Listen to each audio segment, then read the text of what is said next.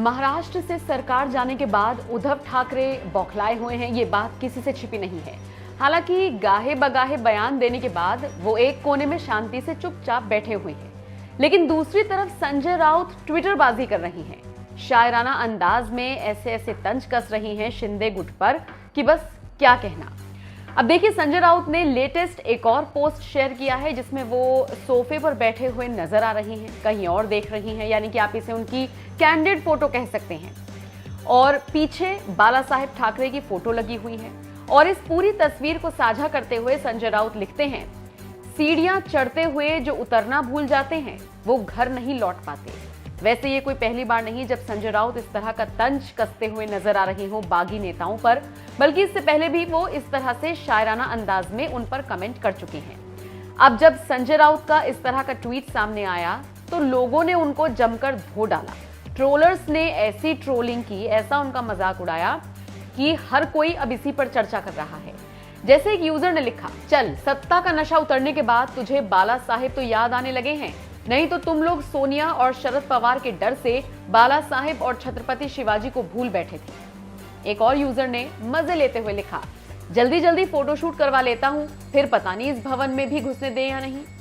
एक यूजर ने लिखा, खुशी हुई ये जानकर कि आपको ये याद है, फिर आप वो अजीब हरकतें और फालतू बिन सर पैर की बातें क्यों करते थे। आप इंडिया के सबसे बड़बोले नेता हैं, ये आपको जान लेना चाहिए। अब भी सुधर जाइए, खुद का भला सोचिए, पवार साहब तो अपना देख ही लेते हैं। एक यूजर ने लिखा, सीढ़ियां उन्हें मुबारक हो जिन्हें सिर्फ छत तक जाना है, मेरी मंजिल तो शिवसेना का खात्मा है जिसका रास्ता मुझे खुद बनाना है। एक यूजर ने लिखा, आप जैसा मित्र उद्धव जी के पास और आप जैसा नेता सांसद शिवसेना के पास हो तो दुश्मनों और विरोधियों की जरूरत ही नहीं, क्योंकि ना आपकी कोई विचारधारा है ना ही दूरदर्शिता।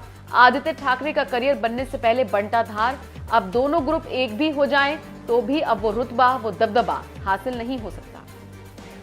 एक और यूजर ने लिखा, जो गद्दारी करता है उसे गद्दारी ही मिलती है अंत में।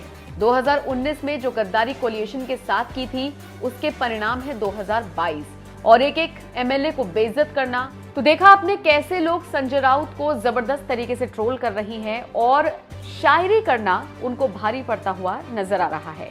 वैसे आपको बता दें, संजय राउत महाराष्ट्र में राष्ट्रपति शासन की मांग भी कर चुके हैं। जी हां, उनका लेटेस्ट बयान सामने आया है जिसमें उन्होंने महाराष्ट्र में राष्ट्रपति शासन की मांग की है।